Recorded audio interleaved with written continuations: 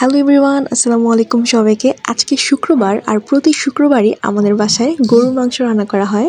তো আমার অনেক দিন যাবৎ মাটির চুলায় রান্না করা গরুর মাংস খেতে অনেক ইচ্ছা করছিল। তো ফাইনালি আম্মু আজকে মাটির চুলায় গরুর মাংস রান্না করলো। মাটির চুলায় যে কোনো রান্নাই কিন্তু অসাধারণ হয়। তো প্রথমেই আম্মু একটা কড়াইয়ে তেল দিয়ে দিল, তারপর একে একে সব মশলাগুলো দিয়ে দিচ্ছে। এখানে আমার আম্মু কিন্তু সবসময় একদমই মাটির চুলায় রান্না করে না। আজকে আমি বলেছি দেখে আম্মু গরুর মাংসটা মাটির চুলায় রান্না করতে এসেছে। আজকে কিন্তু আম্মু গরুর মাংসটা রান্না করবে সম্পূর্ণ বাটা মশলা দিয়ে। তো এইখানে আম্মু সব রকমের মশলাগুলো বেটে নিয়েছে আর এখন এগুলো একসাথে মিক্সড করে নিচ্ছে। হাতের বাটা মশলা দিয়ে কিন্তু মাংস রান্না করলে মাংসের স্বাদ দ্বিগুণ বেড়ে যায় আর অনেক বেশি সুস্বাদু হয়। তো এখানে এখন আম্মু বাটা মশলাগুলো সবগুলো একসাথে তেলের মধ্যে দিয়ে দিল। এখন আম্মু এটাকে একটু নেড়ে নিচ্ছে।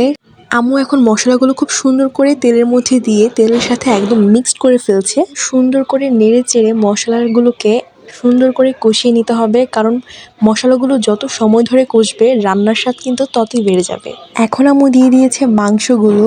তো এখন মাংসগুলোর সাথে মশলাগুলো সুন্দর করে মিক্সড করে নেড়েচেড়ে নিচ্ছে আর মশলাটা কিন্তু খুব সুন্দর করে কষিয়ে নিয়েছে, যার কারণে খুব সুন্দর একটা গ্রান বের হচ্ছিল। আর এই যে দেখুন, অনেকক্ষণ মাংসগুলো কষানোর পরে মাংসটাকে সুন্দর একটা কালারিং এসেছে।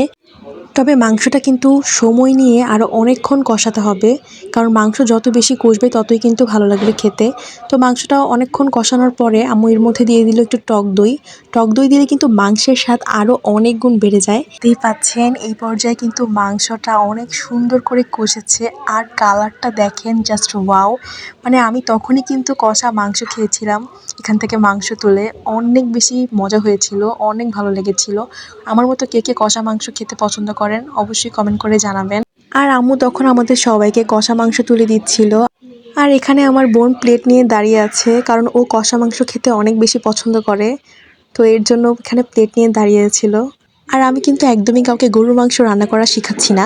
আমি জানি সবাই অনেক মজা করে গরুর মাংস রান্না করতে পারে, কিন্তু আমার আম্মু কিভাবে রান্না করে মাটির চুলায় সেটাই আমি আপনাদের সাথে আজকে শেয়ার করলাম।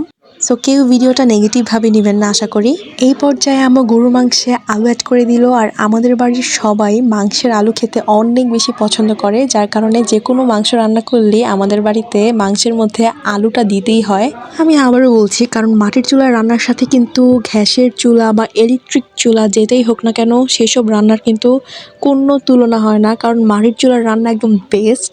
গরুর মাংস রান্নাটা প্রায় শেষ পর্যায়ে। তো চুলা থেকে নামানোর আগে আম্মু কিছু ভাজা জিরার গুঁড়ো ছড়িয়ে দিল, মানে দিয়ে দিল আর কি। মাংস রান্নার আগে, মাংসটা চুলা থেকে নামানোর আগে ভাজা জিরার গুঁড়া দিলে কিন্তু অনেক সুন্দর একটা স্মেল আসে। তো এই তো আমি এখন খেতে বসে পড়েছি আর রান্নাটা কিন্তু অনেক বেশি মজা হয়েছিল, মাটির চুলার রান্না বলে কথা। তো ভিডিওটা ভালো লাগলে অবশ্যই লাইক কমেন্ট শেয়ার করে দিবেন।